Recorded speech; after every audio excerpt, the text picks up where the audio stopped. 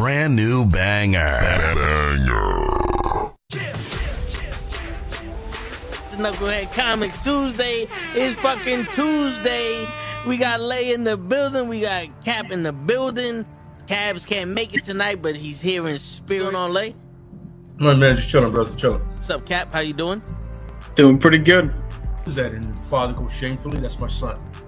And the other guy goes shamefully. Orion goes, that's my father. Choose fear and hate to run your life. Something you can't do. That was wrong with me from the beginning. I was doing it that way.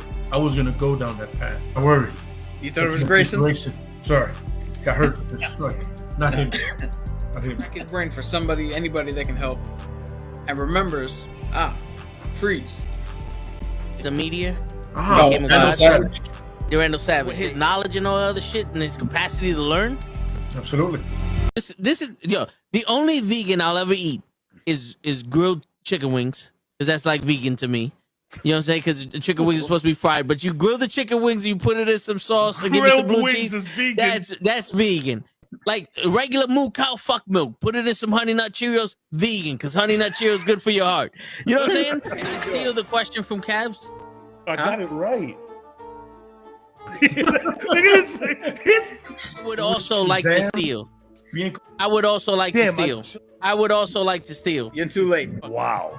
I stay loose, I stay hype. I stay loose, I stay hype. I stay loose, I stay hype. I could do this all night, cause I do what I like. Yeah, I do what I like. Yeah, I do what I like. Sipping goose, sip is right. And I go with the flow. Yeah, I go with the flow.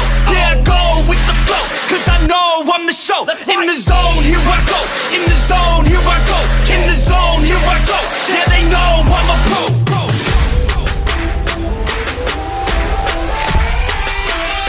Let's go, let's go!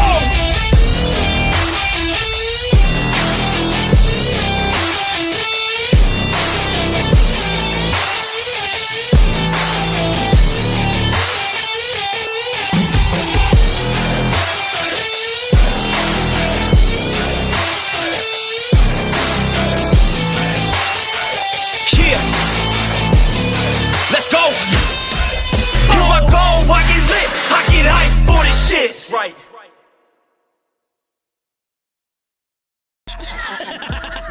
Word. He be like, I got a left elbow and a right elbow. I can break your face with an any elbow. Make sure that you get elbowed in your elbow with an elbow. Got the arm ball, get the phone ball, get around with the bomb with the bomb ball. Daddy's gonna take you to Jersey Shore. Yo, what's going on, everybody? It is fucking Tuesday night, and you know what that means? It is your boys from the Knucklehead Network with Knucklehead Comics. Cap is in the building. Toe Tags is in the building. What's going on, Cap? How you doing? I'm doing good. As you see, I'm in an original location. If anybody's paying attention to that opening video, back on my normal-ish setup, which has worked itself out. Let's see if it stays the entire time now. Word. Yeah, it's no longer 110 degrees in this motherfucker. That's always good. Shit. It's funny because my computer now is doing is getting an update. So. Yeah. But anyway, today we got a special show about a character I ain't never heard of before.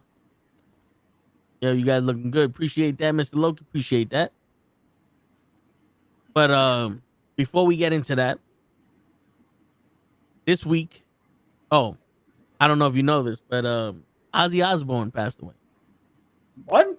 Yeah, Ozzy Osbourne passed away at 76. Just weeks after taking his final bow, I guess today, either today or yesterday. But he passed away. He was battling Parkinson's and other health issues. Shit, I did not hear that. Yeah. 76 years old. And condolences out to his family and friends. Black Sabbath, and one of the best. Word. What I was gonna ask you about is this week, opening of Fantastic Four, much anticipated movie. There's They had the world premiere, the blue carpet premiere, and they invited the cast from the 1994 movie to go watch. Did they? Yeah, this is the. Yo, you know what's hilarious? I was just watching the honest trailer to the 1994 Fantastic Four. So go figure that. The 1994. So, for anybody who doesn't know what the hell we're talking about, Roger Corman in 1994 had the rights to do a Fantastic Four movie, but Marvel, even back then, put a clause in that you had to make a movie within a certain time period, otherwise the rights revert back to Marvel. So Roger Corman was like, fuck that. He rushed through production of probably what would have been the worst movie ever made. But after making it, he proved that he made it. He kept the rights. He buried the movie. The only way to see that fucking film was if you found somebody who bootlegged it. And growing up in the Bronx in 1994, when your mom knows a guy who, drives a truck and shit falls off that truck all the time, we had that fucking movie. I've seen that movie. It is horrendously bad. But because they kept the rights, it led eventually to the fucking early 2000s one with Jessica Alba and Michael Chiklis and Chris Evans, and I forget the dude who played Mr. Fantastic, but it led to those two movies. But that's fucking hilarious that they asked the original cast to come back. Maybe they got cameos in this film. That's what Mr. Loki was saying. He heard that they got cameos. Would that be something? Oh, how dope would it be if the cameo was that they're watching the 1994 movie? Yeah. That would be funny. But all right, yeah. So they're in that movie. Quick question. Now I seen a little cartoon snippet of this. It was supposed to be funny, but Omni-Man, Superman, and Homelander, they're all in a fight. Who do you think is winning that?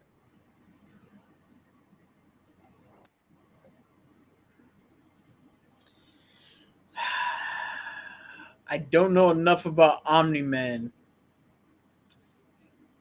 to definitively say him, but I know enough about Homelander to know he's getting wiped by either of the other two.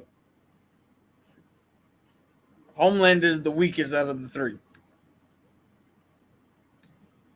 I might just say Superman, because Superman and Invincible are probably closer to power level. And if Invincible can kick Omni-Man's ass, then by virtue, Superman should be able to do the same. But it depends. Does Omni-Man have magic and or electricity? No. Then yeah, Superman. He is literally just fucking Superman if Superman came to rule the world. If Superman came to do what his parents told him to do in the movie, that's Omni-Man. Yeah, that I can't. Yo, those we discussed that in our review, but those two statements are fucking miles apart. Be the very best man you could be, represent us, be hope, be this, and fuck as many bitches as you can, because these guys are weak.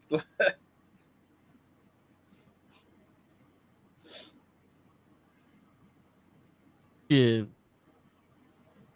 But yeah, that's pretty much it. And then yeah, the problem with fucking the boys is everyone dies except for the people that need to die. Because those are the main characters. But like literally, they cannot die. You can fucking nuke them. You can throw them in the sun.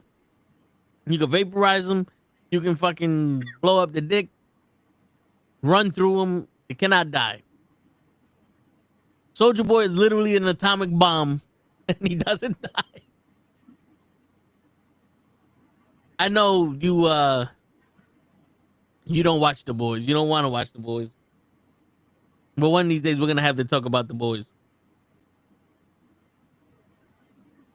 Just to fucking see how, because they say it's realistic. Not for nothing. I don't think it's as realistic as people think it is. Because I do think that somebody would have fought these motherfuckers already. You know, like they would have been a world war. I think the world would have been over. Yeah. You know, to have these people. Michael Jamal Warner, the Cosby Show's son, he passed away. Theo Huxtable from the Cosby Show. Yep. That I did know. It was a tragic swimming accident in Costa Rica or some shit like that. I don't know. It doesn't say on the. Yeah, he was known for the Cosby Show, but he also did a little known show with Jungle Boy's father, Jack Perry. Yeah, it was called Jericho. Okay. I haven't seen it, but that was a highly reviewed show. A lot of people liked that show when it came out. I believe it might have been like a sci-fi show. Yeah. All right, so going back to the sci-fi fantasy world, let's go to James Gunn universe. James Gunn teases that Alan Richardson could play Batman in the DCU. Now, I get it, but then again, I'm like, there's no way Batman can be bigger than Superman. Like, Alan Richardson is a huge fucking guy. All right. Look up how tall David Cornset is, because Alan Richardson is only 6'3", and all he would have to do is just drop muscle mass and come back down from Reacher. He's 6'4". Yeah, Batman and Superman are supposed to be at the same height, same type of build. So all you gotta do is just get Alan dialed in, and he can do it. He can fit the bill. I guess if you shoot at angles, but I could see him being, well, I see him more as Jason Todd, but you know, to be honest with you, you get past the whole physique of the man. I don't think he has the mystique for Batman. Like, because if you really think about it, like, this is what I was explaining to was I explaining this to you? No, I was explaining this to one of my coworkers. Batman in Crisis on Infinite Earth was fighting a bunch of these ghosts, and Batgirl, Batwoman, all of the Robins, the Bat family, essentially. The Bat family came out and helped him. And he goes, "Who the fuck are you guys?" And she goes, "Oh, I'm your daughter. You adopted me." You know, they're saying who they are. He goes, "I would have never done that. I don't know you." And he goes, he's like, "Don't, like, you got to get out of here. I got this." He's like, "No, we're helping you." He goes, "I didn't train you, so you can't do this." Like that was Batman. Like, even though a version of me in another universe trained you, you're still not good enough because I didn't train you. And he even said it. He was like, "Yo, he adopted you? That's one irresponsible person. How am I supposed to trust that he trained you right if he's that irresponsible?" And they're like, "What?" He goes, "No, there's no way you bring a child into this life." And then he saw the son. He's like, "I wouldn't have had a son." Like, he was straight out the Batman. Like, he's the Batman that everyone criticizes Batman about. He brought kids into this. Like, he's that Batman. And then when it came down to, they had to go into one universe. So basically, the character that's in that universe is a amalgamation of all the other characters. That Batman said, "Would I be a part of this Batman?" He goes, "Yeah." It was, "Okay, then I can trust this Batman to be a hero then." And he walks into the universe. Like, that's how much this guy doesn't trust anybody. He's He's like, I can't trust the other Batmans to do the right thing because look how stupid they are, bringing kids and all this other shit, getting people hurt. Shit. Yeah. So I mean, like to be that Batman, because even that version of Batman, fucking teaching a kid would be hard on him. Like you need that hard ass fucking guy that you gotta hate and love at the same time. Yeah. You know? Because you can't half-ass what he does. Yeah. It's Despite almost like the fact that he never fucking deals with the Joker. or his emotional problem. That's the one thing that we always say. He never leaves that. Yo, there's a famous skit that Pete Holmes. He's a comedian, right? And he plays Batman from time to time. And there's a skit where he's talking to Superman. And he's like, Superman, you're lame. Get out of here. No one called you. No one likes you. He's like, you got a stupid S on your chest. He's like, oh, it stands for hope. He's like, hope starts with an H, you dumbass. And then he even makes the comment. He's like, your parents died a long time ago. Get over it. And Superman's like, didn't your parents die? And he starts crying. He's like, don't bring it up. It's still fresh. It makes sense. But that leads me to my next point. Don't do drugs. Yeah. But if you think about it, I don't know if this is intentional or intentional, but Batman and Superman are the light and dark side of the yin yang. Because Batman became a hero because his parents died, right? Now, and then he's ruthless and he's vengeance, he's all this other shit, but he stands for something. He has a moral code that he doesn't break. If his parents didn't die and he became a hero, take the powers away from Superman, he's fucking Superman. Because Superman's parents didn't die and he stands for hope, he stands for justice, he stands for all that other shit. He still believes people are good. So does Batman. He just breaks their bones while he believes that they could change. You know what I'm saying? Like, it's almost like Batman and Superman are the true opposites of each other, and the Joker is everything the Batman fears about himself. Yeah. That's why the Batman who laughs is the craziest motherfucker, the craziest version of him, period. Shit. So, you think Alan Richardson can play this guy? If I'll say this, if we're gonna let Robert Pattinson take a swing at it, why not let Alan Richardson do it? That's fair enough. Now,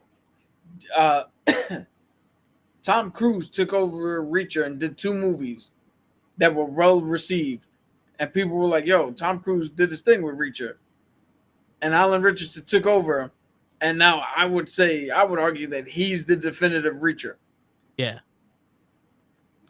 Yeah. So if you're going to take over a role that Tom Cruise did and make it your own and make it good, give him a shot. Why not? If you watch Titans, he already played Hawk. Yeah, he was pretty good in that. So we know he can do it.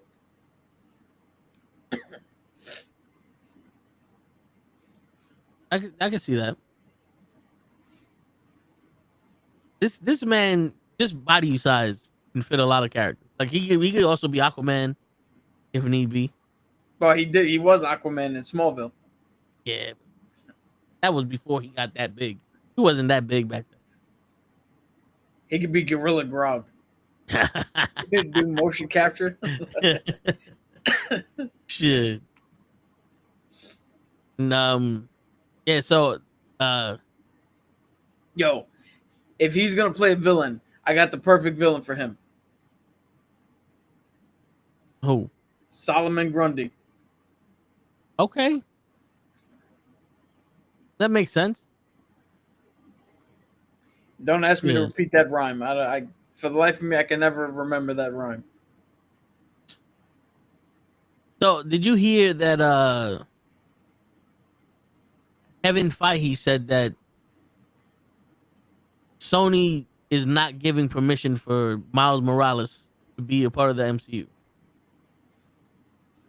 No, I did not hear that. I heard something else Kevin Feige said, which is kind of a little bit burying the lead, but we'll get to that in a second. But yo, I didn't hear that, but it makes perfect sense. Miles Morales is the only thing that Sony has that's working. Why would they give that up? Yeah, I mean, listen, if you're gonna do a joint thing, I'm pretty sure the Spider-Mans that the MCU did made them money. I'm pretty sure the Spider-Man movies that they did made them money, but the spin-off Spider-Man movies that they made were horrible, and I didn't even see them, and I know they were bad. The Venoms, the fucking the The Morbius, Madam Web, Madam Web, Morbius, Hunter Craven. Craven. There you go. Yeah, that. Oh, I know all of them. But I watched a review of Craven. A review for that shit. I watched Dad watch Madam Web, and it was a great time. It was the most fun I've ever had sitting in this living room, going, "Yo, Dad, what the fuck are we watching?" Yo, Pretty sure Dad had no idea what you was watching either. dude, I swear to God, it seemed like every time the main bad guy was on screen, this is how his dialogue was played. So, you're here. I'm here looking for the girls. Where are they? Is that where you have them? Like they only shot him from behind because the thing is they needed to dub over all of his lines because his accent was so big, so much that doing them in person they couldn't fucking get it. So instead of like syncing the lips, they just did all of his dialogue and shot him from behind. Should have let him sing his dialogue. We're gonna win this race. How about you don't pick an actor that you can't understand? Right? You know, that makes sense. Apparently, the Punisher special presentation has now started filming. What does that mean? Oh, so you know how we had Werewolf by Night? Yes. That was a special presentation where it's a mini series, not a mini series. Like a mini movie? Yeah. So instead of the Punisher getting a big fucking like actual Disney Plus series, they're giving him 90, maybe not even 90 minutes, like 45 minutes to an hour to hear. We're telling one story, go. Yeah.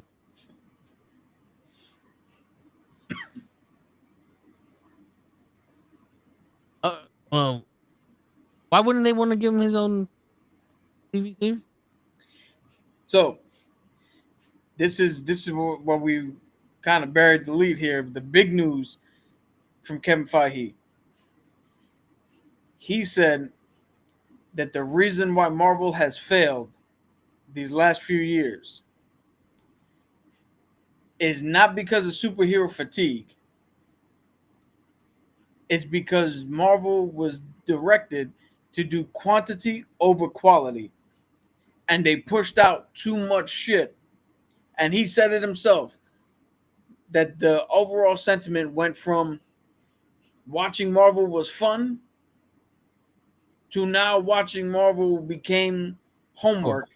And fans were questioning like, yo, do we have to watch this to understand something else? Do we have to watch that to understand something else? And they were rushing through production in order to meet the demands of Bob Chapek, the guy who was in charge of Disney before Bob Iger came back in. And he said they put too much content out, and there wasn't a quality control to it. So based off of that, because he was saying that it's not superhero fatigue, because Superman just did good. Yeah. And that's like the 5th reboot of Superman. Shit. So He's saying that it's not fatigue. It's just we fucked up by putting out too much content that wasn't up to par because we chose to just put more rather than good. You heard me say that shit. I've always said there ain't no such thing as. If anything, I want more content. It's just like I said, I want shit to be good. You know what I'm saying? I think we're seeing now that you can't put out Mediocre. no, not that you can't put out mediocre. You can't put out a ton of good to great content. Because in order to make something good to great, it takes time. You can't just put out back to back to back to back to back to back to back to back to back to back. Like it doesn't work that way. Yeah. But Now, also, go ahead. I was gonna say, also isn't Punisher in the Spider-Man movie coming out? Did a shit ton of people, a literal metric shit ton of people, are rumored to be in this film. This film's gonna have a bigger cast than Doomsday and Secret Wars combined. For all I know, Dolph Lundgren's Punisher's gonna be in this goddamn movie. We don't know anything definitive until we start seeing some shit. But that's a far way off because they still. Isn't technically Spider-Man, wasn't he the first one to touch the multiverse? What do you mean in the comics? Yeah. Possibly. Was it Madam Web? Was it Madam Web? That was in the cartoon. Oh. I mean, it's possible. Who knows how long the multiverse has been going on?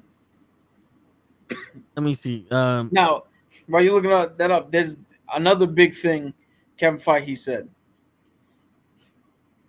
Instead of Secret Wars being an ending, like Endgame was, Secret Wars is a beginning. And he's saying that it's not a reboot of the MCU. It's a reset of the MCU. And they're essentially going to reset it once that movie's done.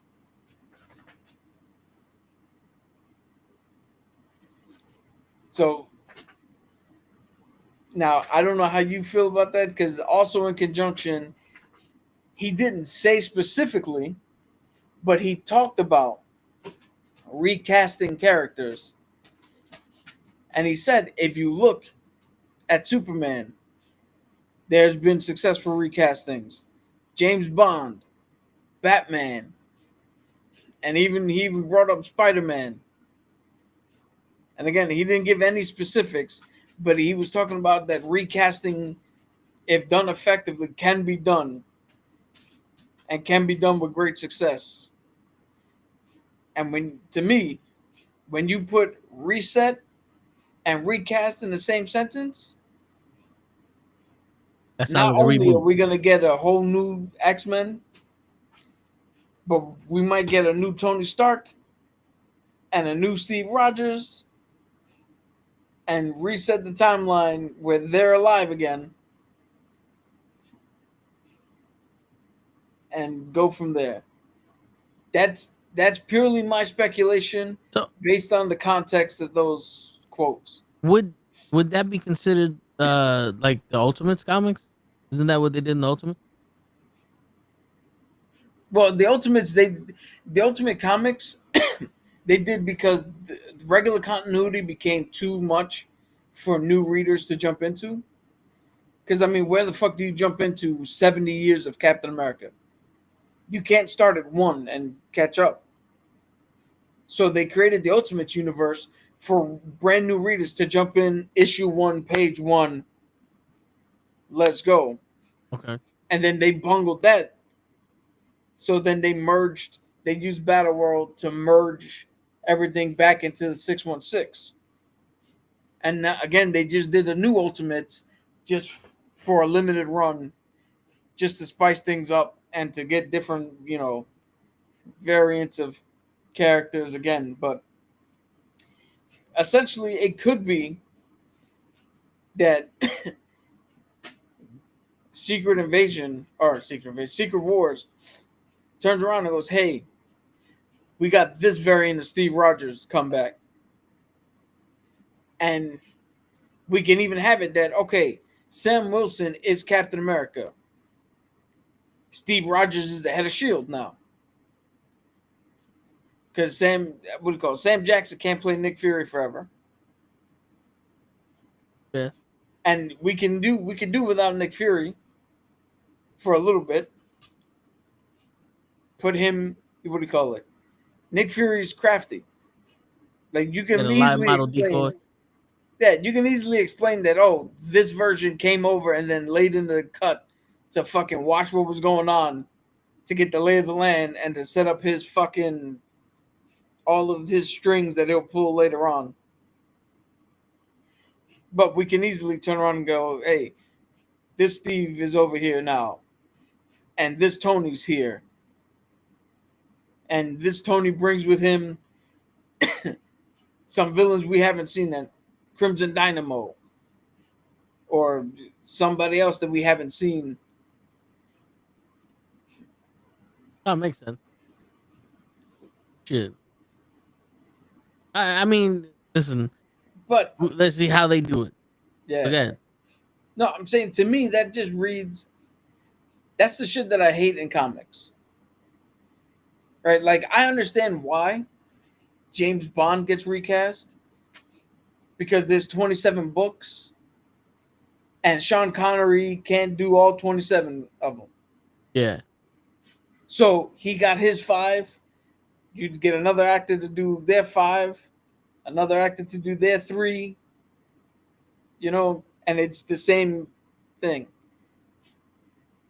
Because you only telling the stories of one guy. Yeah. In comics, they always do this thing where the writers are like, yo, we get to move on. All these guys, cool. They had their time. Let's do some new shit. And then fucking fans are like, but I don't want new shit. I want my shit. So they reset the timeline and bring everybody back. And then those same fans are like, but it's always these guys. And they never did that. It's like, yo, well, fuck off, man. Nobody ever dies. We never fucking move on. Yeah. We can never do anything good. That's why I stopped reading, because it's just an endless cycle of that's the advantage of being a wrestling fan. Because we want new people.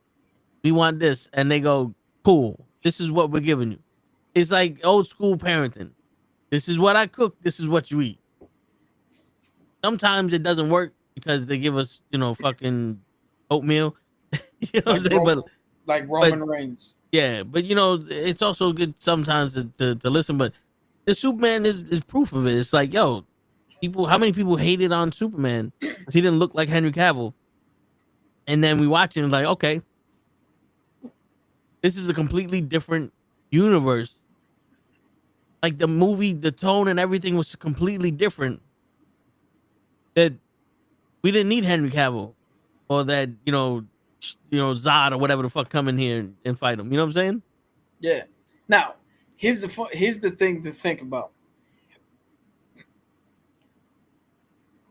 I'm not saying Henry Cavill couldn't have done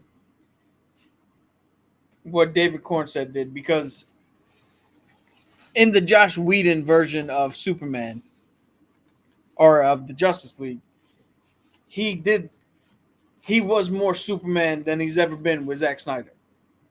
Right? Yeah. All right, so to answer the question, who's the first person to touch the multiverse? I'm going to read from Google. Several sources touch on this question, but pinpointing the absolute first is challenging due to the fluid nature of the multiverse concept and retcons in comics over the time. However, based on available information, Johnny Storm, aka the Human Torch, is often cited as one of the first characters in Marvel Comics to interact with the multiverse. Even if the term itself wasn't explicitly used at the time, In 1962, he was transported to a dimension that would later be designated Earth 1612. So Johnny Storm is officially, unofficially, the first Marvel character to fuck with the multiverse. All right. And then it goes following that in 1968's Avengers Annual number 2, the Avengers encountered an alternate Earth, although this was also initially referred to as an alternate timeline. Avengers number 85 in 1971 introduced a recurring alternate Earth with the Squadron Supreme.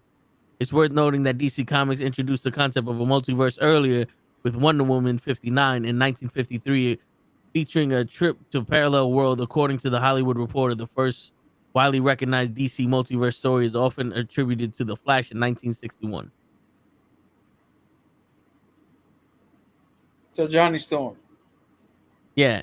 Well, by the years, Wonder Woman, but Marvel, Johnny Storm.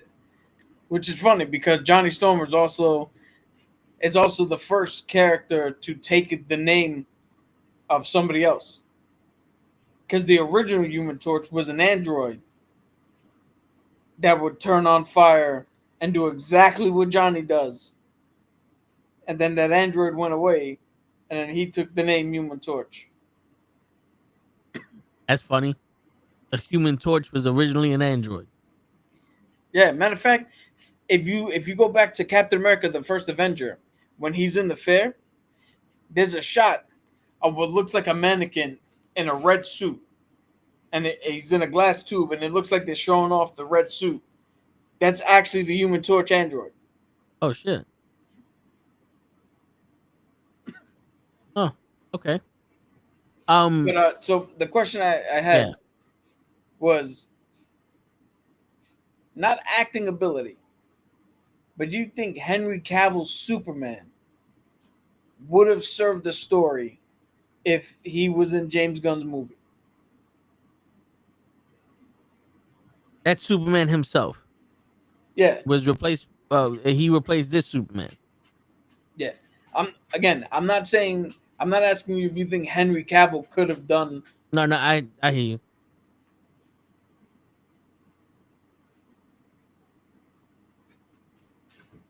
You know what's funny? The Superman that I've seen in the Snyderverse seemed more of like a tyrant, and because he was, when he came back to life, he was like, he had that mental lapse and he was bad and shit. But then when he was good, I don't think that Superman would have fit in this universe. He's too overpowered. He would have ripped the fucking Polish Hammer to shreds. That fucking animal, he would have. I don't think he would have wanted to save it. That giant creature, I don't think he wanted to say. I think he would have fucking threw that shit into the sun or something. And I don't think he would have been as human as this Superman was. Because even though he, like, we saw the conversation he had with his father from Smallville, but it was more about his father from Krypton. Yeah. So he was more Kryptonian than anything. Trying to, I think it would have been a bigger threat. His Superman would have been a bigger threat in this world than Consuelo's. What's his name? Corn Sweat. Corn Sweat. Does that make sense? Yeah. No, I agree with you because there's a shot that Snyder put where people are like on the roof during a flood, like begging Superman to help, and he's just lording over them in shadow, like, pay me my penance and you shall be saved. Yeah, like, when the same shot in this Superman where the girl was on the bridge and he held the building up just enough for her to drive out, and then he flew up and he was standing there, that was a little more like, okay, I want to make sure she gets across the bridge safe. Yeah. Yeah.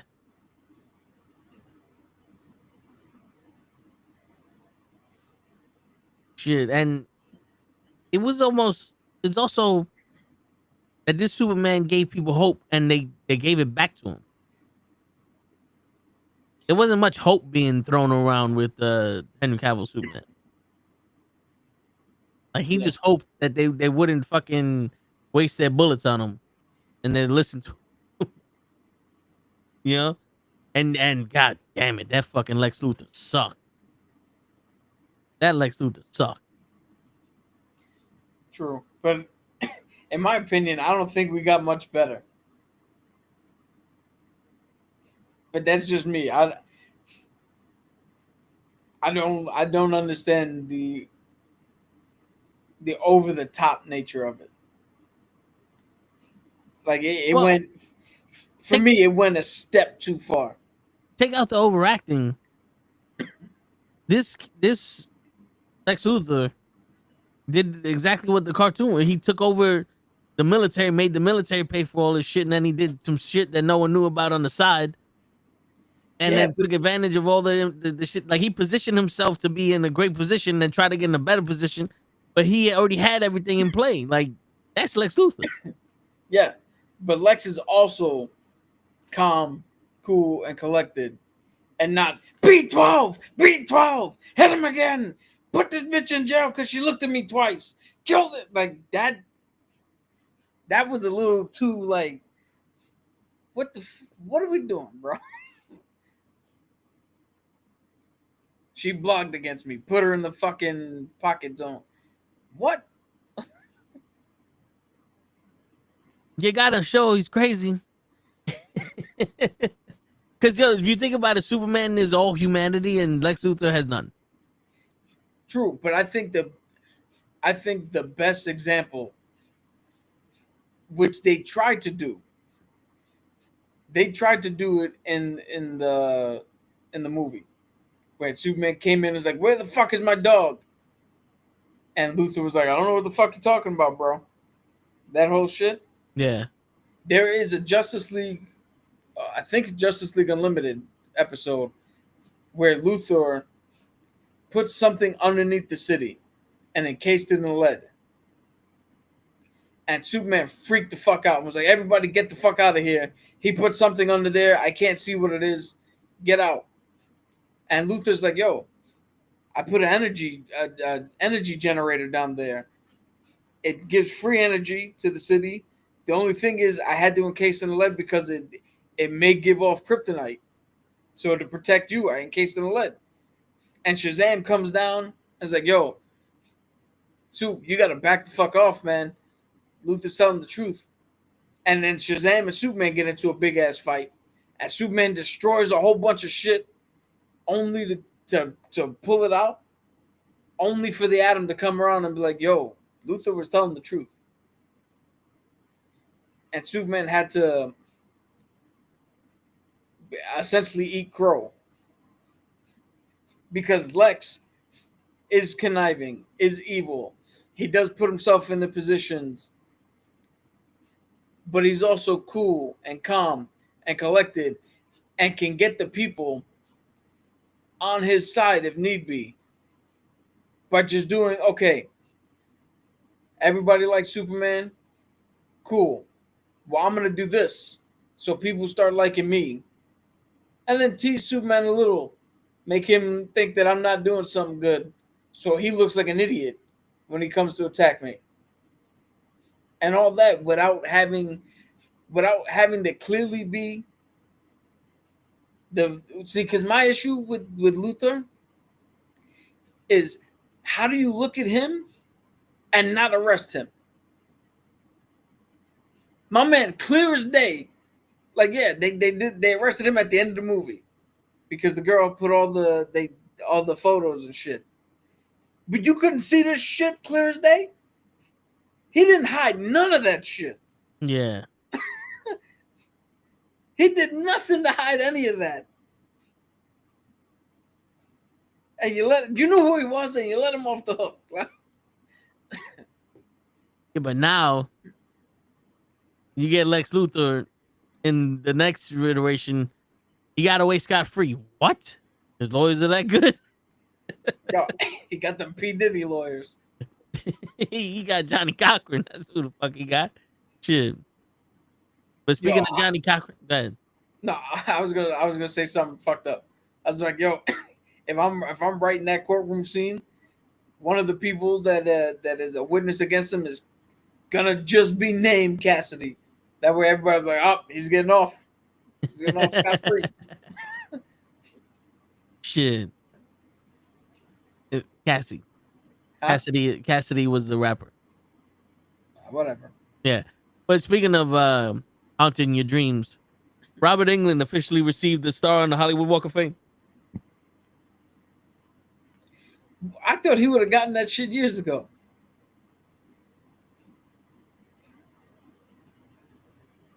Hey, this is what they tell me. This is what I tell you. This is what you put on the counter. So this is what you want. But speaking of years ago, Mortal Kombat 2 trailer dropped. All right, we gotta talk about this. Yeah. You go first, because I feel like we should. I feel like you're a little more positive than I am, so let's start off with positivity. This seems like, I know you're probably gonna say this, but I'm gonna say it because I agree with you. This seems like the movie we should have gotten in the first place. Also, I'm gonna reiterate what Lay told me. I hope Johnny Cage isn't the main character in this movie. He's just an important character in the trailer because like let Liu Kang be the main character. You know, he's the main character in the game. You know what I'm saying? But I do like that we're going to another realm. It's looking like like an updated version of the video game. You know, we're getting the fatalities. It doesn't kind of look like a Hollywood backlot everywhere they're fighting. I wish Goro was in this motherfucker because I feel Goro in part 1 didn't get enough credit for what he was. And I don't like the fact Goldman is back. We already have Jax. We don't need another man encased in gold or cybernetics. But I do like the movies that Johnny Cage was in. And What, his the fighting Arcade looked Fury thing? Yeah. I like the fact that he was like they showed him in the movies as a movie star and all that other shit. And his fighting looked bad in that. But then again, if we're talking about the 80s, there wasn't too many fucking action heroes that actually looked like they could, or they were pulling their punches. You had to be Bruce Lee, fucking Chuck Norris, Van Damme, or a legitimate kickboxer like Dolph Lundgren to make it look good back in them days. There was a lot of fuckery going around those fight scenes. I'll give you this. Athleticism nowadays, yeah, in the fight scenes. but in the sports, no. You know what I'm saying? But yeah, I do like it. It kind of gave me cheesy old school movie vibes for his Johnny Uncaged or whatever the fuck that shit is. Uncaged but then in Fury. but then in the Mortal Kombat, I'm liking it. I'm waiting for Kano to turn bad. I thought he turned bad already in part 1. I don't know what the fuck's going on with him being back because I thought he was dead. Yeah, but yeah, I mean it's cool to have was it Kung Lao? Not Kung Lao. Kung Lao's in there too. Shao Kahn. You know, he looks legit. Yeah. He looks like a fucking legit. So I'm excited to see this. October 24th it's in theaters. So we'll see. I got the feeling from the guy in the first Mortal Kombat is gonna get killed this movie. You know something? I wouldn't be mad about that. I don't know how you feel, Cap, but I wouldn't be mad if they killed him off in this movie. I don't think they're gonna kill him off. And here are my thoughts. And you kind of said the first part already. This is the fucking movie we should have got the first time. The movie about the tournament. We got a prelude movie. So this is how stupid this shit is to me. We got a prelude movie with a brand new character, so we can watch through his eyes, right? Into this world that we don't know about, even though we fucking know about. But the general audience, I get it, right? Yeah. So the second movie is we get another new character who's experiencing this for the first time, who's a surrogate for the fans, who are going through this for the first time. Again, even though we know what this movie's supposed to be about, and it's a sequel to some shit we've already seen. Makes no fucking sense. Johnny Cage is going to be the main character in this movie because he's the guy who's going to take us through this crazy ass tournament that no one knows about. We all know Mortal Kombat. If you don't know Mortal Kombat, I know they want this movie to make money. And this is the rare times I'll ever say something that's gatekeeping. But if you don't know Mortal Kombat by now, get the fuck out. You don't need to watch this movie. Go watch Naked Gun or some shit. It's a tournament. You win the tournament, we save Earth. We lose the tournament, Shao Kahn comes in, kills everybody. What else do you need to know? Batman's parents died in an alley. Liu Kang has to defend Earthrealm. It's the same story. With or without the temple's consent. And two, I'm sorry, Carl Urban obviously can't fucking fight because it's clear as day when his stunt double is doing shit. And Johnny Cage is in the world of Mortal Kombat.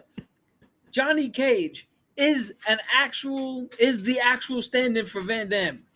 He's an actual martial artist who did fight martial arts tournaments. He does have titles and all that other shit.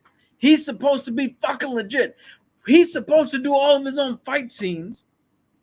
And he joined the tournament to prove that he's not a bullshit actor who needs a stunt guy to come in to throw a kick. So what do they do with this movie? They get an actor who can't throw kicks and needs a fucking stunt double to throw his goddamn kicks. Mortal Kombat 2, the Mortal Kombat 1 remake. Yeah.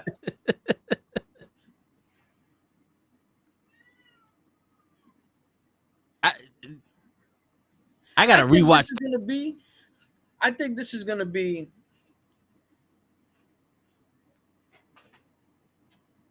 This is gonna be a movie. This is how this movie is gonna play out. We're gonna go watch it. So, and 90% of the world is gonna be, yo, this movie was fucking awesome. And then I'm gonna go watch it, and I'm gonna go, this was Mortal Kombat 2 Annihilation all over again. They just put all of the characters we love in a shitty fucking film again. And admittedly, I'm gonna admit it right now, is because I'm looking for specific shit that nobody else is gonna be looking for.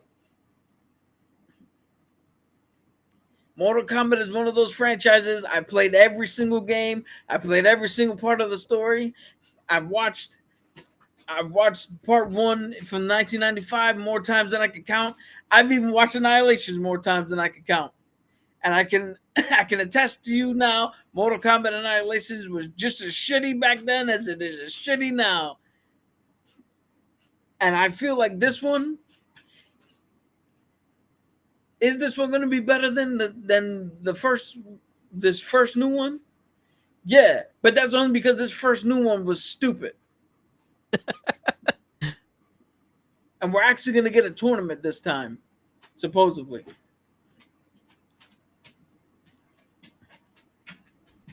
Supposedly. Now, if I'm wrong, here's what I'll do. If I'm wrong and this movie turns out to be good, I will create myself and Ray in WWE 2K25 and put Ray through a table. There you go. That's what I would have done. Shit, Show wants to know the question that everybody's been asking you for about 27 years now. Who would you have gotten to play Johnny Cage?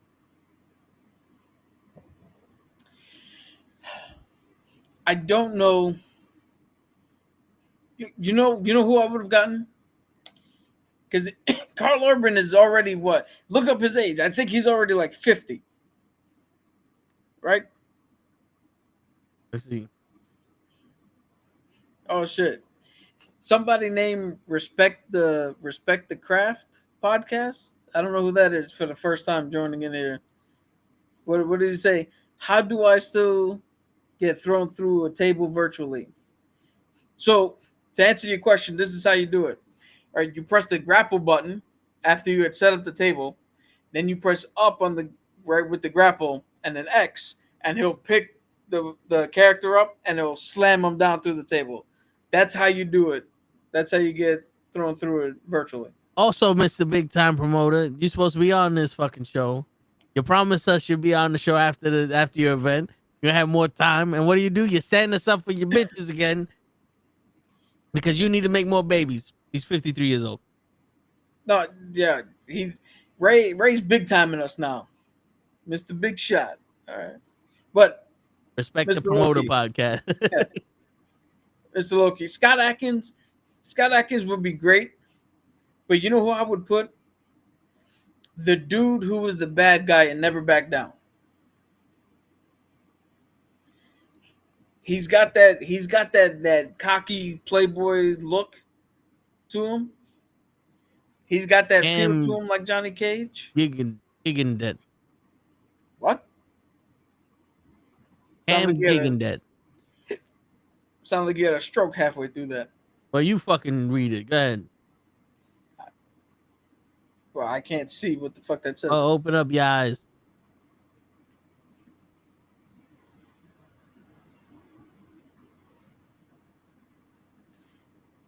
Cam Gigadet. That's what I said. Yeah, but I would put him as Johnny Cage. Look at that face. He looks like a Johnny Cage. Plus, we know he could fight. Because that's the whole reason. Excuse me. That's the whole reason they put him in these martial arts films. I think he would have done a great job.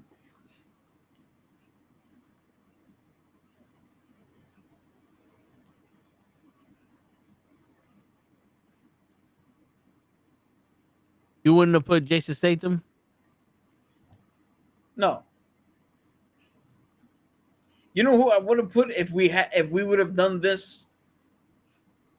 If we would have done this back in 1998? JCVD. I would have gave him because I don't know if you guys know this, right? This is how deep into MK lore I am. The original Mortal Kombat video game was supposed to be a video game dedicated to Jean-Claude Van Damme. They had Jean-Claude Van Damme's sprite, but then they lost the license to his likeness. So they had to pivot. And then they brought in another dude because they couldn't use Jean-Claude Van Damme. They brought in another dude to just look like him. Because the original trunks that he was going to wear was the shit he wore in Bloodsport. The downloaded shit that you could get in the new game. Yeah. So we need somebody who's close to Jean-Claude Van Damme status. But nobody like that exists anymore. I think that dude, Cam, would have been great. I think Scott Atkins doesn't have that What about he doesn't have that cockiness playboy energy. what about Chris Evans? I want somebody who could do their own fight scenes. All right, so now work with me now. Johnny Cage, Yo, Nicolas Cage. all right. I need you to do two things. I need you to kick Show out of the chat for saying Joe Rogan, and I need you to kick yourself out of this fucking cast for saying Nicolas Cage. Nicolas Cage is gonna be Superman at one point. He could be Superman. He You ever can't be seen it? Johnny Cage. You ever seen him in Con Air? My daddy gets out of jail July 19th. Yeah, My birthday. he couldn't throw a kick back in 1998. He can't throw a kick now. He did jujitsu. Which That I don't know. Oh my god, that movie was. Oh Yeah, my- I saw what 7 minutes of that shit and was like, nah, turn this shit I saw off. 32 and almost Turn fucking. this shit off. Holy I saw 32 fuck. minutes and I almost had the same intelligence level as Show here. Holy shit. What about your boy Alan Richardson? Can you give me? You know what? Fuck it. What about your boy Finn Jones? Why don't we make him Johnny Cage? Since we want to pick fighters that can't do martial arts on camera without a fucking stunt guy coming in there for the fucking roundhouse kick. Which fighter do they have in these movies besides Scorpion and maybe which American fighters do they have in these movies that could do their own fighting? If Jax can't do his own fucking fighting, I He don't does. think Sonya Blade All he do does his- is throw punches. He could do that. can he? Everybody else has enough martial arts training that they don't need their stunt double. Again, do I care? Do I honestly care that a stunt double is needed? Obviously not. But what I care about is it's so fucking blatantly obvious that it's the stunt guy. It's almost like I'm gonna get your sucker. When the mom came in, and when the stunts happened, it was some white dude in a wig. You think maybe that was the case? Maybe they wanted to do that, play off the 80s movies. He's supposed to do his own fight scenes.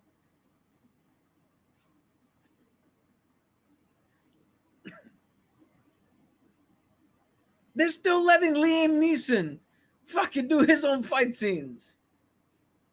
You couldn't get somebody who could do that shit?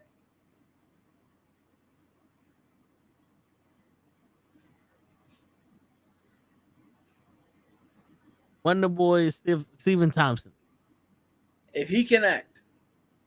can't fight. Well, he could fight, but he can't fight like Van Damme. Yo, He's we don't karate. need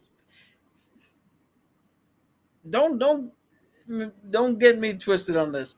I don't need Johnny Cage to be Van Damme. My gripe is I just need you to look like you can actually throw that kick on camera or to do a stunt without me going, well, that's the stunt guy right there. Because you have to admit, it's a glaring fucking difference. I have to watch it again. I have to watch it again. The best stuntman was the mother from I'm Gonna Get You Sucker. Yeah. I mean, listen. And Eddie Murphy in Beverly Hills Cop. When he threw the man over the table.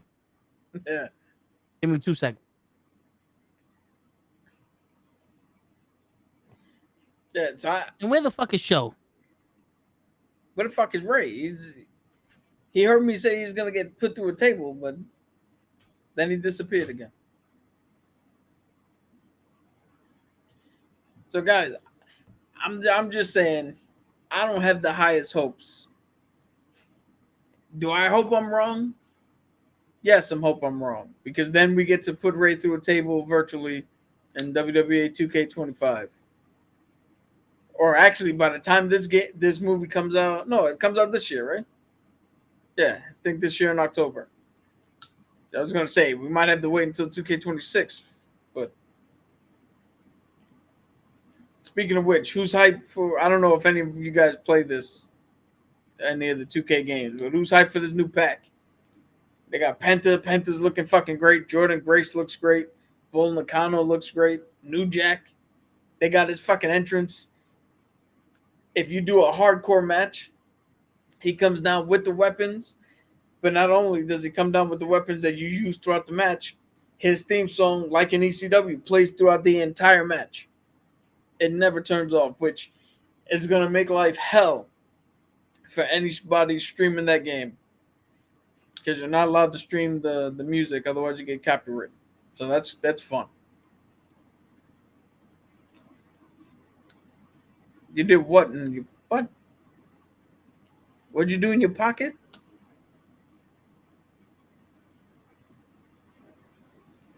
Sure, you got to use more words than that.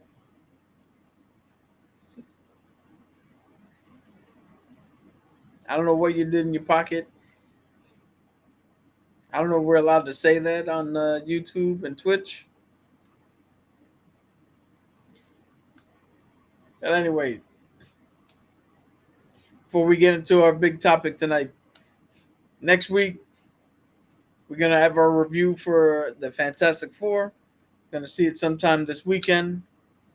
Cabs, if you guys saw last week, he was in the chat. He said that he was going to potentially, I don't want to put any guarantees here. He said he was potentially going to join us, grace us with his presence to talk Fantastic Four next week. So hopefully that comes through. Yeah, Mr. Loki, that New Jack. I mean, I'm a big ECW guy, right? I was with ECW almost from the beginning. So to actually get New Jack and to have him be playable that way with the song and the weapons and shit, that's gonna be great. Just recreating ECW moments. I can't wait for that. That comes out this Wednesday for anybody who's worrying about that or wondering, I should say. By the way, we're not sponsored by any of this shit, but you guys we'll take a sponsorship. I'll sit here and read an ad copy. Everybody and their mother fucking used to do commercials and ads for Raid Shadow Legends. Ain't nobody give us a fucking shot. I can do that shit. All right, Mr. Logan, you're going to go see it on Thursday. Good.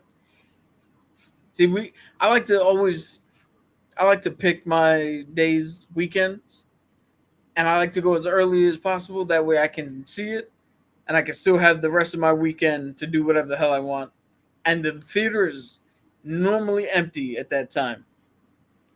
Because I know watching movies is a communal experience, but I'm not really that communal of a person, and I much prefer to just enjoy it in my own little world.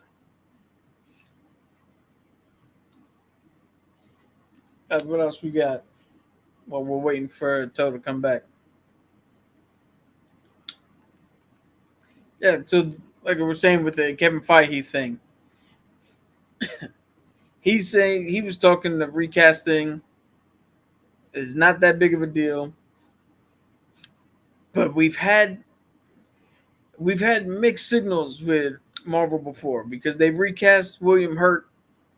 When William Hurt died, they recast Thunderbolt Ross clearly with Han Solo. But then they wouldn't recast T'Challa when Chadwick Boseman passed away. Even though Chadwick's brother was like, "Yo, recast it, man. He wouldn't want to hold up the character from somebody else." Then it looks like with the kid that they might do the Sly recasting where the kid comes into play and he takes over the mantle. So I don't know exactly what to think of that statement about recasting. Because he could literally just be talking about the X-Men, since that's the next big project he has after Secret Wars. It's the X-Men, which everybody knows are coming. We've already established though that Jackman is probably going to be in Secret War. Patrick Stewart is running around in our universe. Who else? I know Toe don't like spoilers, but we've all seen the cast list of who's coming back for, what was it? Was it Doomsday? I think it's Doomsday. Yeah, because Donnie was at the end of all that. So who knows what this next phase is going to be? I just hope that Marvel gets back to doing what they do best and just putting good stories out and letting the story and the characters be front and center instead of coasting on the name and hoping that just because it says Marvel, people are gonna fucking go see it, because Thunderbolts deserve better than what it got. Brave New World got around what it should have gotten, but Thunderbolt was a way better movie than what the box office says.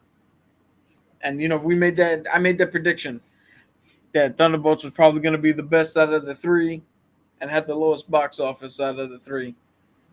But we'll see, because this week drops Fantastic Four. There's already a few reviews out. The embargo lifted today, so everybody's got their thoughts. I've seen a few thoughts. I'm not going to give anything away here because, anything could potentially be a spoiler to Toe. So even knowing that the movie exists is a spoiler to Toe. Damn right. Oh, and he's back. It's a spoiler. It's not a prediction. Word.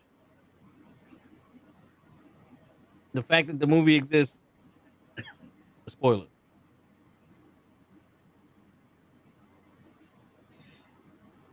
I mean, think about it. He now knows that there's 4 of them and that they're fantastic.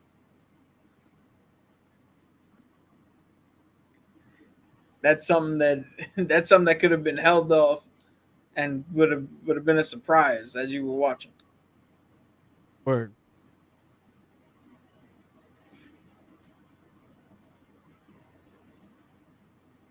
And now they got me fucking thinking shit. Yeah, all right. So that's it for the. I did that in my pocket. I don't know what the fuck he's talking about, man. Whatever. But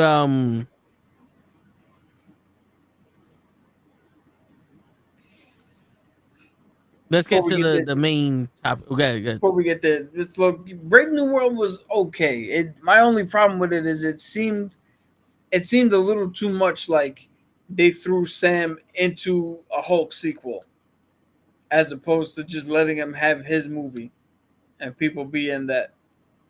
But it's a matter of opinion.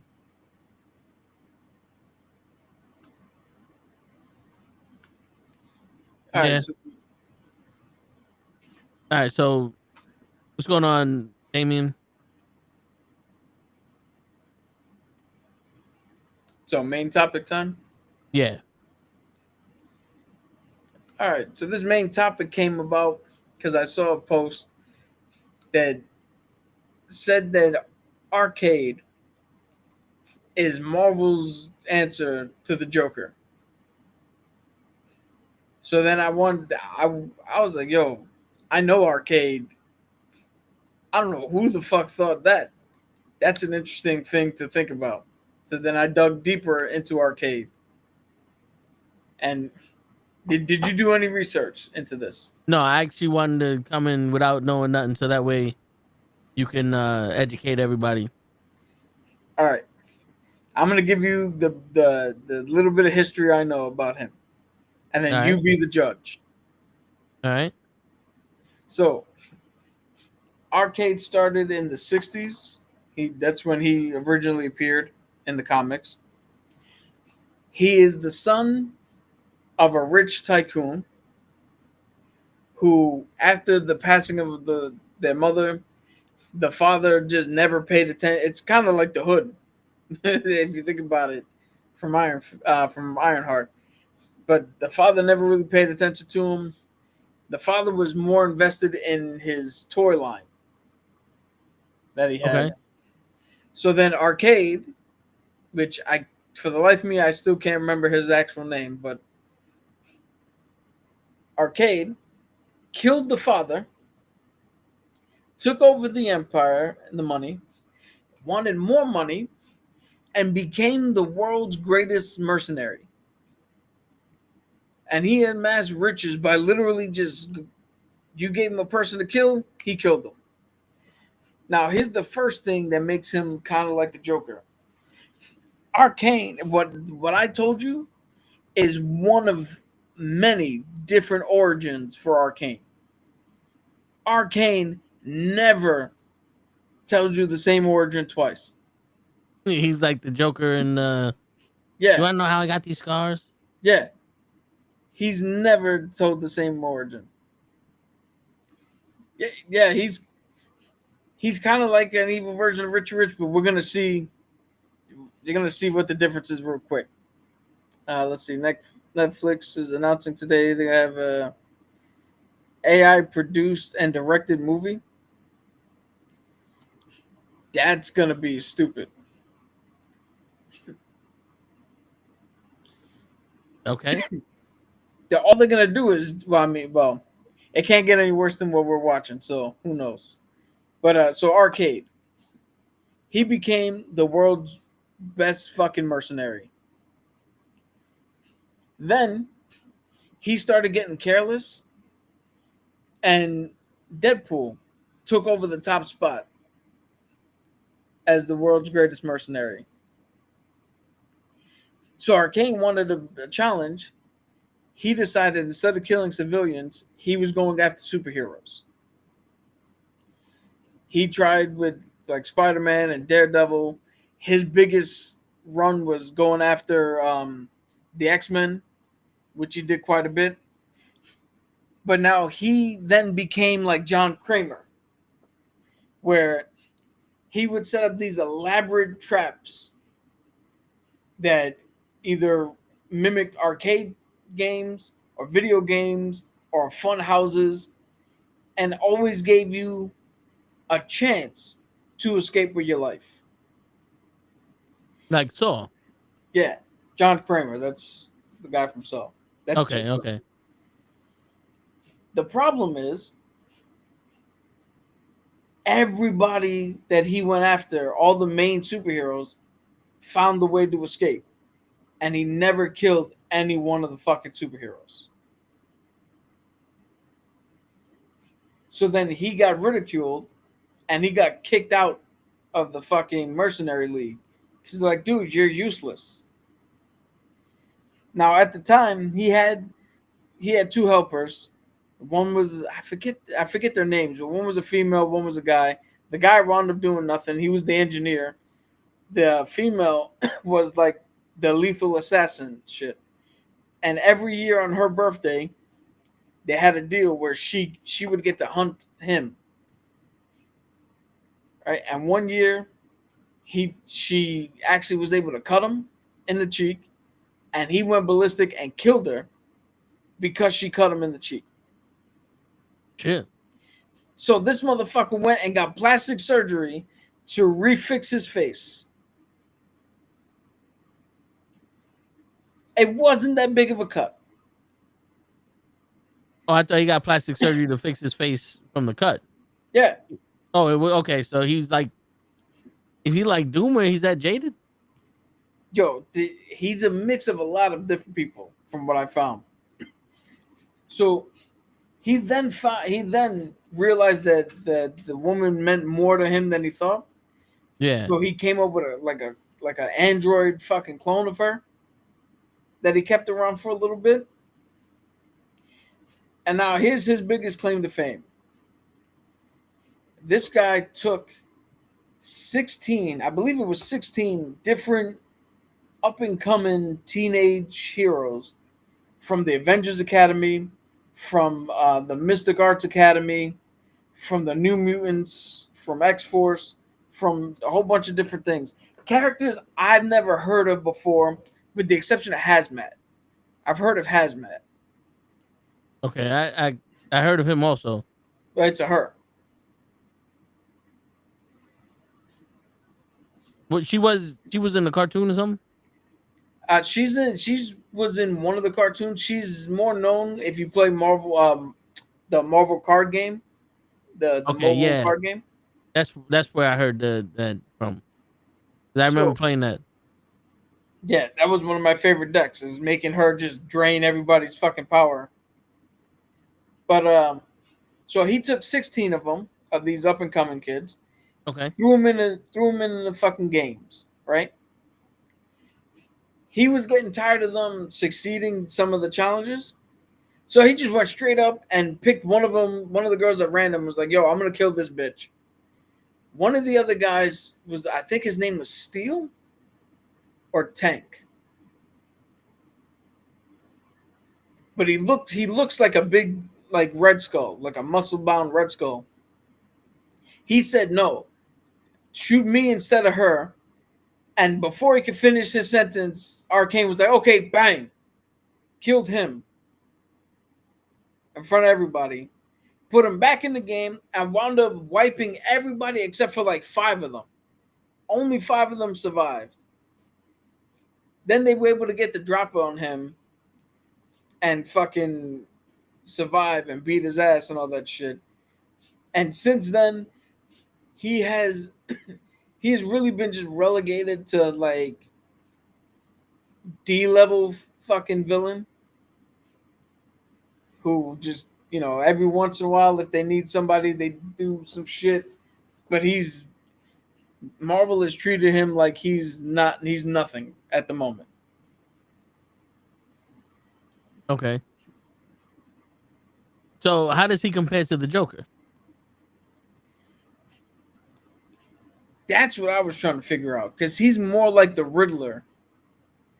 Yeah, If it sound anything. like I think the only reason they compared him to the Joker is because when he was a mercenary, he was great at fucking killing. Like he was at a certain point, he was the number one mercenary. Didn't give a shit who it was, killed them.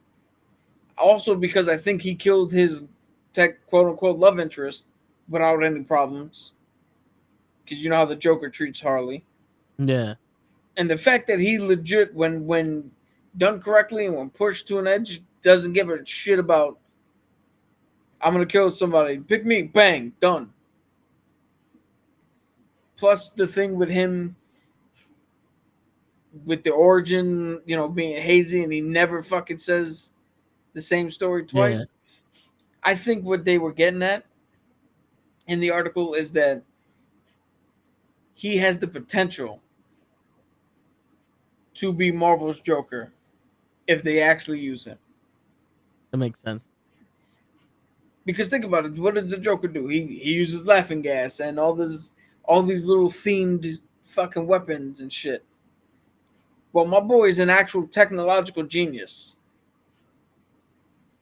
So he's an arcade. So he uses the arcade aesthetic to come out and trick you and all that other shit. Yeah. And if you think about it, this dude was able to kill 16, or what was it? 11? 11 out of 15 fucking up and coming heroes. How many heroes has Joker killed? Besides Jason the Todd. Robins? Yeah, I was gonna say. Well, he didn't. Did he want to kill him? Like, I think he killed Jason Todd because he killed him, but I think he could have killed Batgirl. Yeah.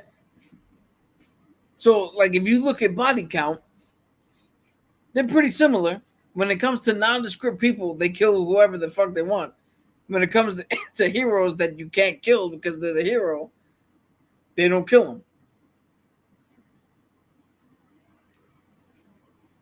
That's true.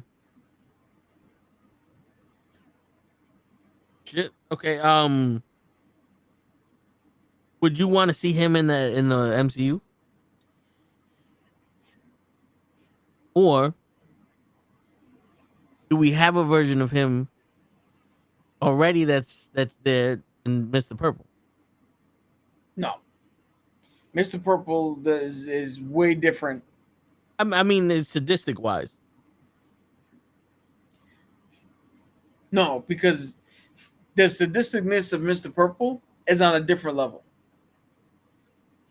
Because mental and emotional fucking torture is way worse than the sadistic dude who's just gonna pull the trigger on you because it feels like it. Yeah. I honestly think that we can get,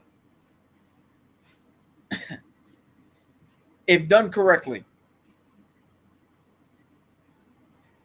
Like let's say they turned the if they're actually gonna do the Young Justice League, or not Justice League, the Young Avengers. If they're actually gonna do that, let's say they do that in the terms of a Disney Plus show instead of a movie. Right? I honestly think you put somebody on the team who deserves to be on the team but is not quite known. Like for instance, a hazmat or a tank or some other character that people are like, oh, I know that character. I've heard of him before. Like how Ironheart had the magic girl from the Bronx. Okay. It's like, okay, I know that she's not prominent, but I know that character exists. Right? You put one of them on the team, and you make it so they get trapped in a video game by Arcade, and they're a bunch of teens, right? They're like, oh, I know video game. We can use video game logic to get out of this. And that one character who we know of but is not prominent actually fucking dies to raise the stakes and be like, oh shit, this is real. We have to get out of this. He's not some just bullshit guy who we can treat lightly. I think you could do something in that realm to make him viable, to make him scary, to ratchet up the stakes, to actually get him to kill somebody. And we do this partway through the season so that we get to know this whatever random character we're gonna lead to the slaughter.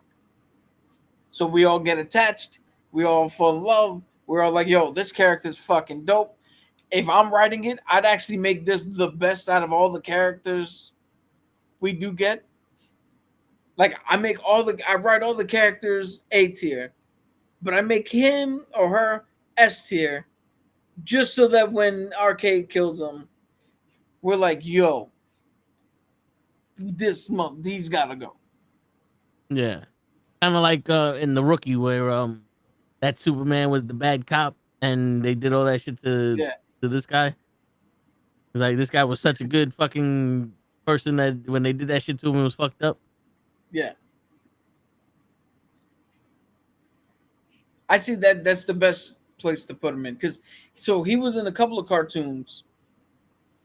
The most prominent one was where he was in Ultimate Spider-Man, where of course they have to tone him down because it's a kid cartoon, and he fucking they put him in the game and he lost because everybody survived that shit. But there was an arc in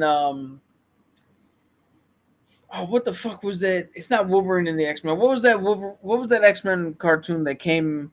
Evolution? Yeah, he was an X-Men Evolution where they tricked him into hacking into the war room, and he thought he was actually playing a video game, and that the X-Men characters were just virtual recreations, and he was using the war room to essentially attack all the X-Men.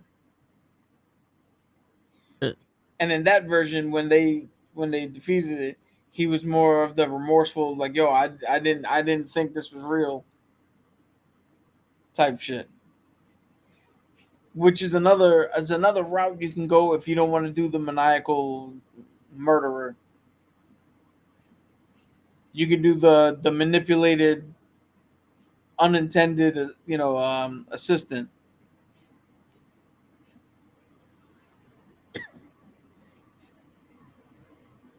Shit, or you could do a mix of both, where he tricks people into putting people into the game, but they think it's an actual game, and then they get arrested for it or whatever, and like, oh, Arcadian's been there, and then you got another guy doing it. And it's like, what the fuck? And it's like, none of these people were actually Arcadian; they're innocent people, and then you have to figure out there's someone going around here trying to kill people through other people. Yeah. Oh, we can even take that idea and ratchet it up, where people think arcade stands for the organization or stands for something else without ever realizing that it's the dude in charge. Yeah.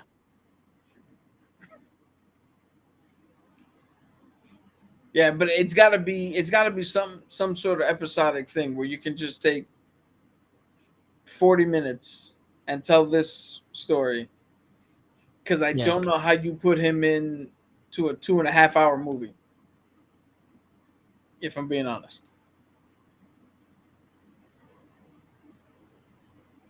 Unless it's his movie.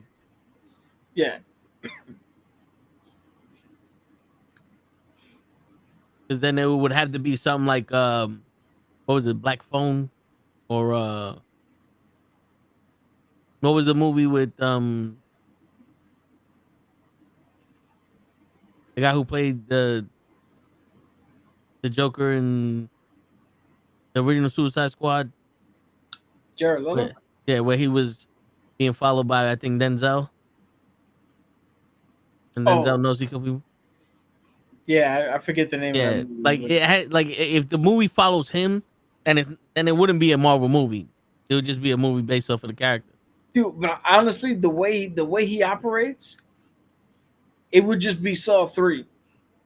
Where the cops are like trying to chase down Jigsaw as the game's being played. Like Daredevil will be chasing him down as he's got civilians trapped in the fucking. How funny would it be?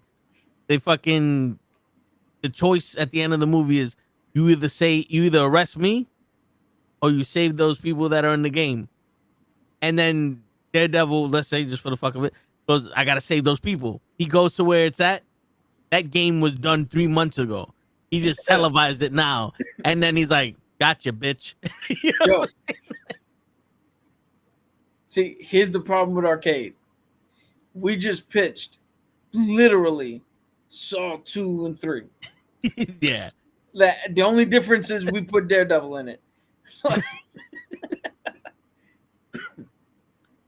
The difference is our shit's real. But what do you think out of the description that I just gave you from his brief history and all he's done?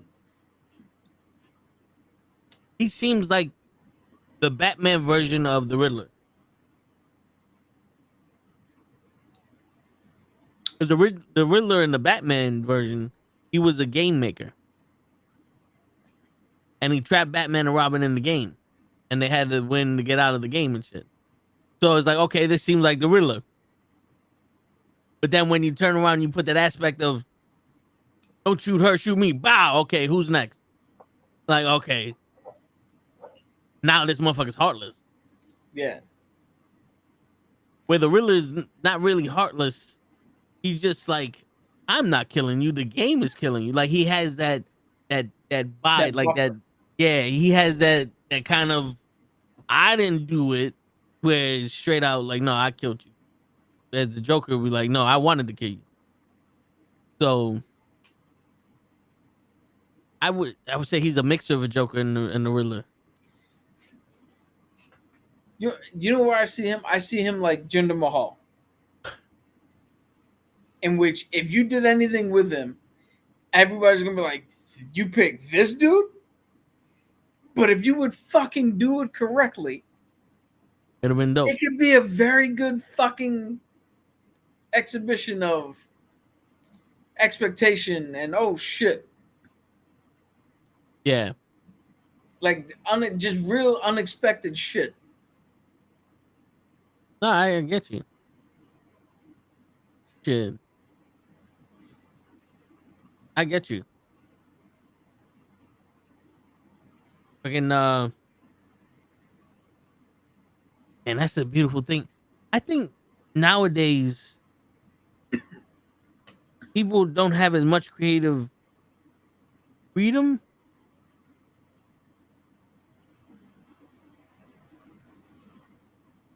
You know what I'm saying? Yeah. Where people they can't take liberties with this shit. And everything has to be, like, oh, this is an original idea, but yeah, but it's not gonna work. There's too many people saying it's just not gonna work, and not enough people saying, you know what, that's a good idea. Because a character like this can be that whole, yo, we're gonna make a movie in the Marvel universe that's not like any other Marvel movie you've seen. It's kind of like let's keep it the Netflix version of Marvel movies. Yeah. Because the Netflix Daredevil was a very good depiction of Daredevil and Kingpin, and it was a darker, grittier fucking show than what they had on Disney Plus. But then they adopted that style to the Disney Plus, and they said, "Yo, I know you got a dimmer. Let's make it a little lighter. Let's make it like 2-3 notches lighter than the Netflix shit." Yeah. You know what I'm saying? Because that you would have to go that a little darker with him, unless you're just gonna flat out make him useless. Yeah. You know, like he doesn't need to. If you're gonna make him the A villain, like the main villain, and he has to be ruthless and all this other shit. If you're gonna make him just like Project the Leaper, like in the beginning of Captain America, he's on the boat and they save the hostages, and he has that one fight scene. You could use him for that too. You know what I'm saying? But I think this is a character that you could him, Carnage, Nuke, shit, the Red Hulk. You could have made different types of movies. Like Yeah, you know what the funny thing is? What you're describing is exactly what what's his name? James Gunn said he's gonna do with the DCU. take characters that people haven't seen and make different types of movies.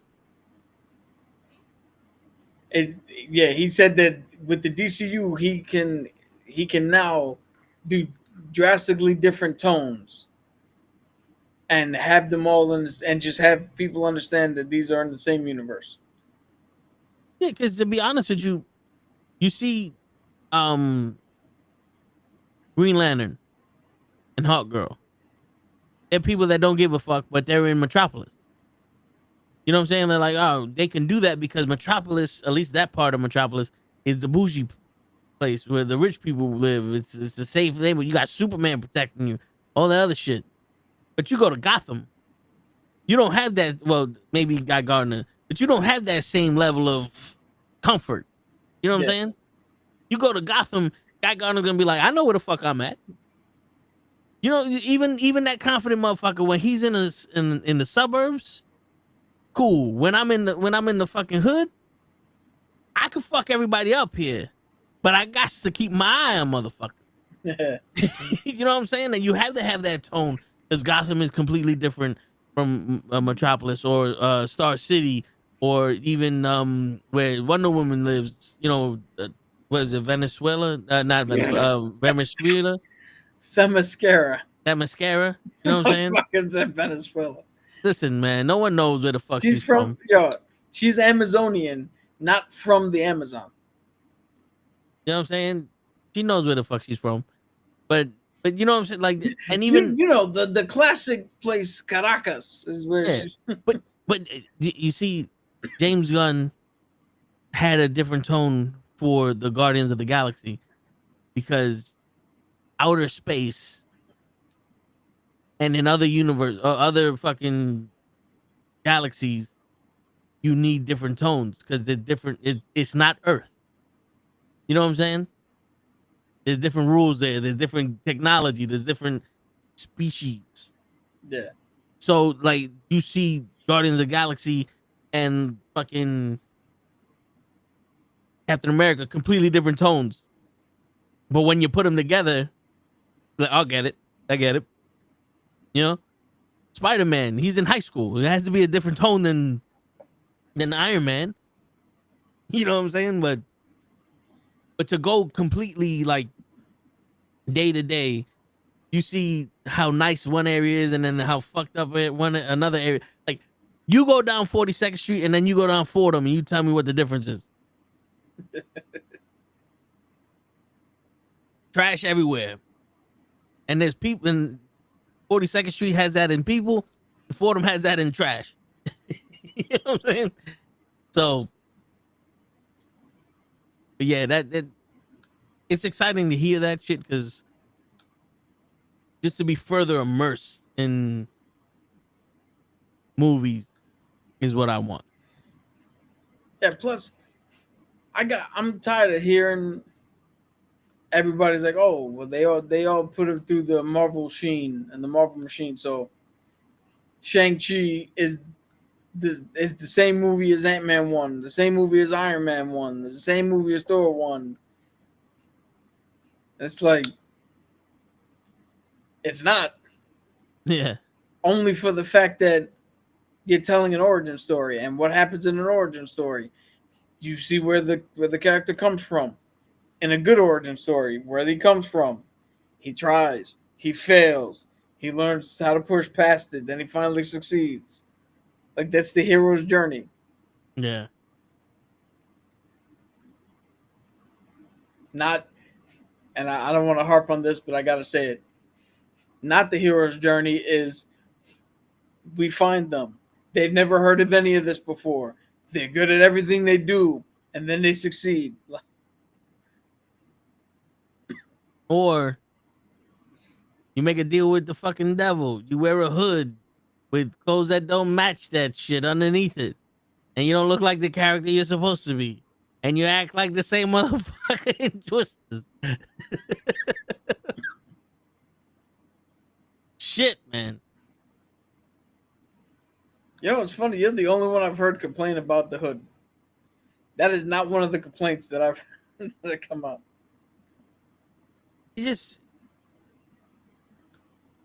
I wish that hood would have made more of an impact. Like they would have actually shown magic. He just turned invisible. Every portal had a ring. Every portal had a ring that made everybody obsessed with it. And then you turn invisible. You see what I'm saying?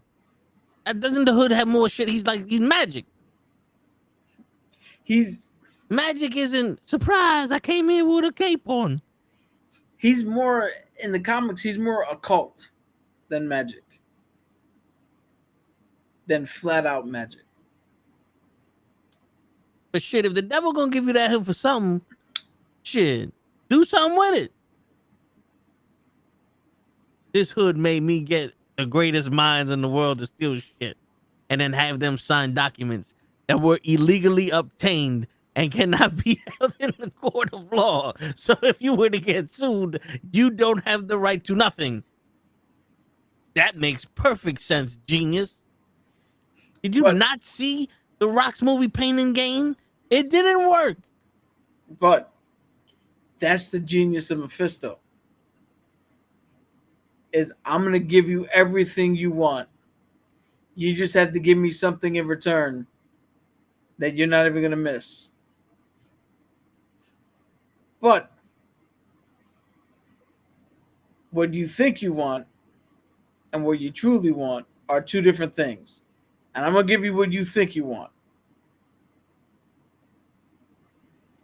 Promise me riches. Promise me all the money I can ever have and more. Promise me wealth. I want my father back, son of a bitch. Ping, ping, ping, ping, ping. Movie's that from, Ray? Anybody in the chat can tell us what movie's that from? Cap will make Ray in the WWE 2K video game and put him through a table. and show will give you $10 Yes. in Monopoly money. I don't think show even has Monopoly money. Shit. Is there any stories like who's the biggest hero that Arcane went against? So, like I said, he battled against the he battled against the X-Men a whole bunch. There's a story where he actually got the help of Doctor Doom until Doctor Doom was like, "What the fuck are you doing? You haven't killed anybody. Get out of here." Shit. What he get soft or something? Who? Arcade? To go from being the No, so what happened was he, like I said, when he was killing civilians, he was just straight up, I need him dead. Done. And then he got into the theatrics of it. And then he put in it's unfair for me to rig this 100% that you die. Because that's no fun. So here's the 0.01 chance you live. But he didn't do that with the civilians. He did that with the X-Men. And by virtue of you can't kill the fucking X-Men because the book needs to continue, they found their way out every time.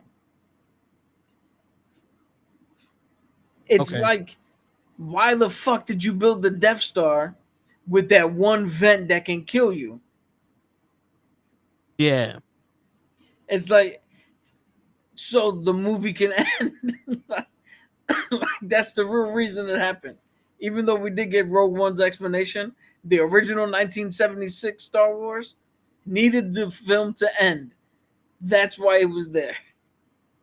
And nothing says the movie's over like shoot a hole. Yeah. That conveniently Luke can do because he shot a womp rat once. He's the son of the world's greatest pushcart derby champion. He can do this. And now he is a Jedi. Yo, that's a movie I want to see. The Jedi? No. Cool Runnings 2. But it's the son of one of the guys who's trying to put together a new team. Cool Running Sue Electric Boogaloo? Yeah. Shit. What else do we have on Arcane? I keep calling him Arcane. I feel like to call him Arcade is like, it's got to be wrong. Bro, like Eddie Arcadian. Yeah. That's pretty. Yo, he doesn't have that extensive history. When I looked up, dude, that's why that article that I showed you intrigued me so much.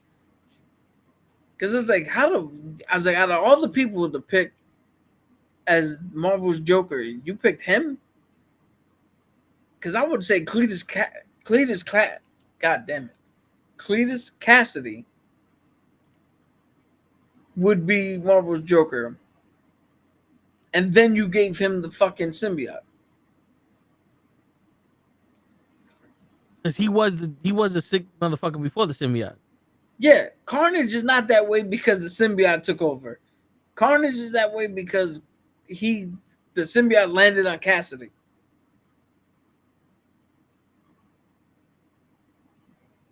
Which is another thing, because Carnage is a scary motherfucker. Yo, there you go. Carnage is what happens if you put Scarecrow and Joker together. Shit. Wait, Scarecrow? Carnage doesn't have poison. No, but you take the Scarecrow's fucking fear toxin and his ability to draw on everybody's fear. The Joker's fucking insane fucking mind frame and his willingness to just kill anybody that's not a hero and can't die. And then you look at Carnage and Cletus, he's the Joker incarnate. Yeah. Then you mix him with the symbiote, which gives him essentially what the fear toxin would give. Because who the fuck looks at Carnage and thinks, oh, easy day?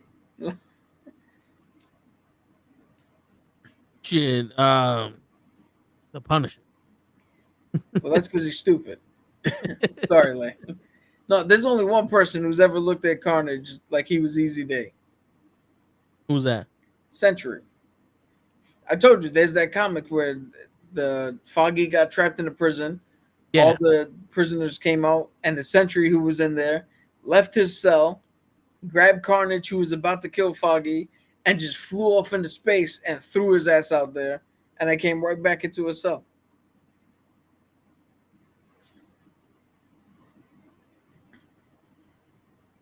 That's actually kind of crazy to think, because he was paying for the void, right? Yeah.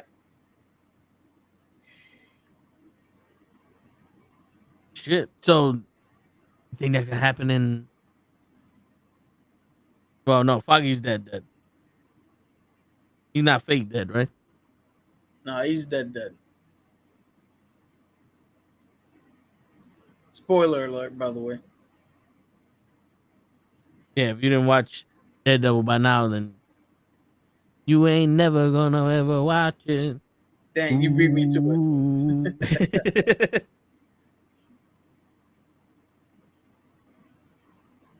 Shit. Did you hear about the story about how Spider-Man lost his powers and he went to Reed Richards to get him back? Vaguely.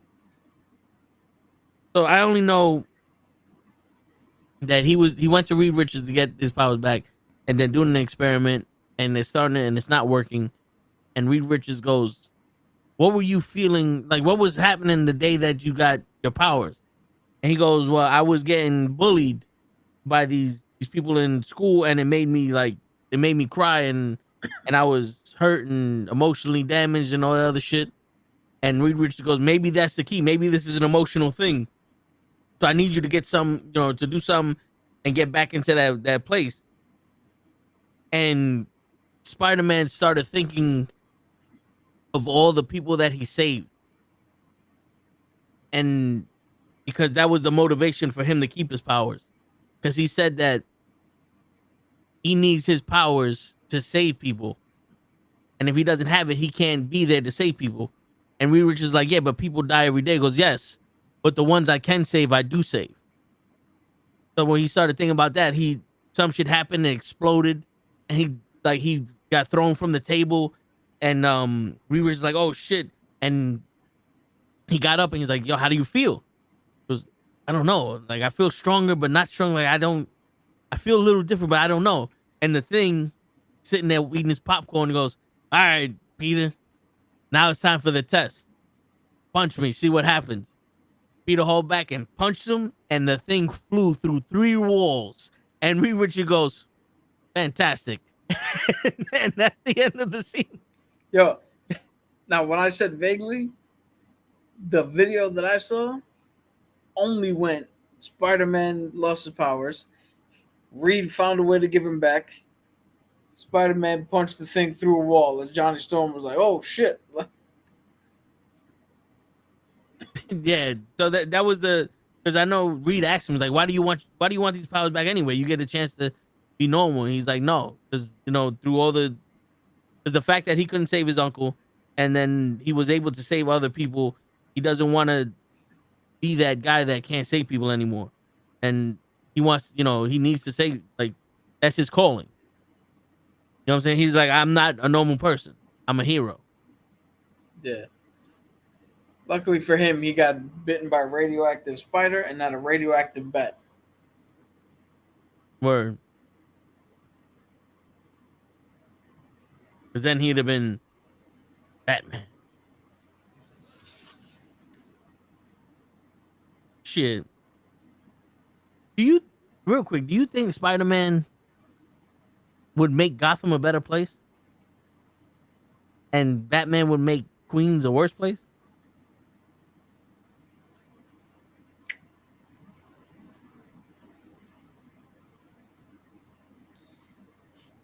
No and yes. Spider-Man would not make Gotham a better place because he's too caring about. He's too caring. And the only way to make Gotham a better place is to put the Punisher in there to get rid of everybody. I shit you not.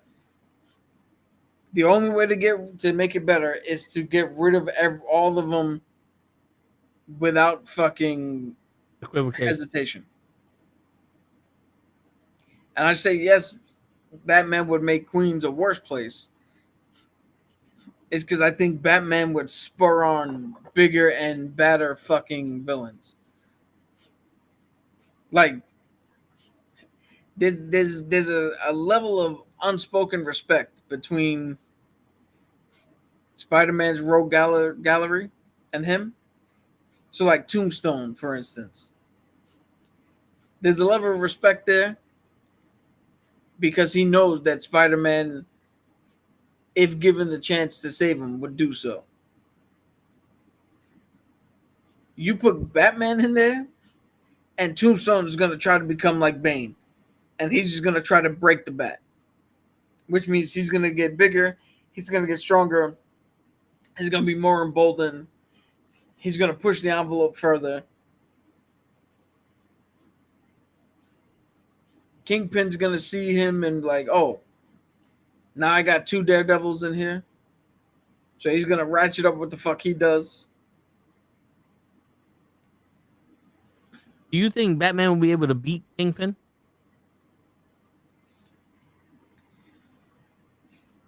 It depends on who's writing them, because Batman apparently is unfucking stoppable. That's true. But like realistically, if Kingpin can kick the shit out of Captain America, then no, Batman stands no chance. Because by the pure definition of what Kingpin has been told to us, he's Bane already on the fucking Venom, but without actually having to use the Venom. shit.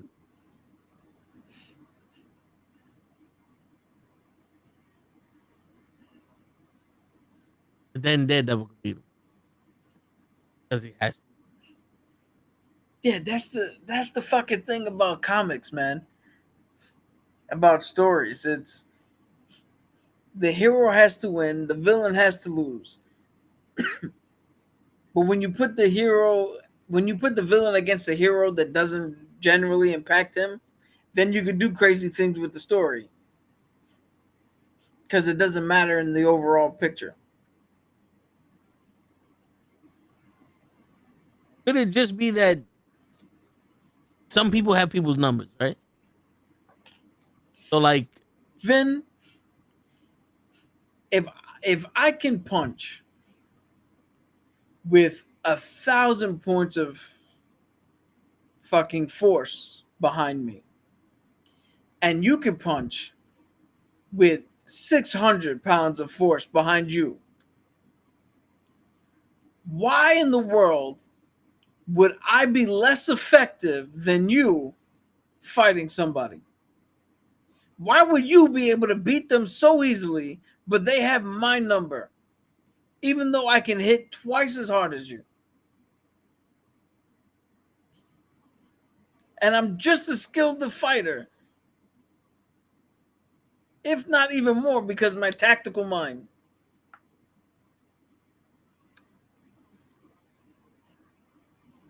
because they don't have the whole back with you. They don't have to hold back against you either. What the fuck? Kingpin's not sitting there like, yo, I hate Matt Murdock so much. He's lucky I can't hit his ass. You never know. He could be doing that. Yeah. But next week, we're going to be talking about the Fantastic Four. What up, Tyson? Just say Ozzy. But yeah, we're going to be talking about the Fantastic Four. Hopefully,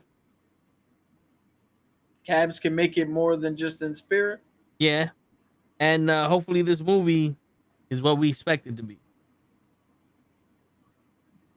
So stay tuned for that. Tomorrow we're going to be talking about sports with Hutch and Show and maybe Ray. But, and then, wrestling Thursday. Throwing the show this week. And on that note, ladies and gentlemen, it's your friendly neighborhood knuckleheads signing out. Peace, everybody.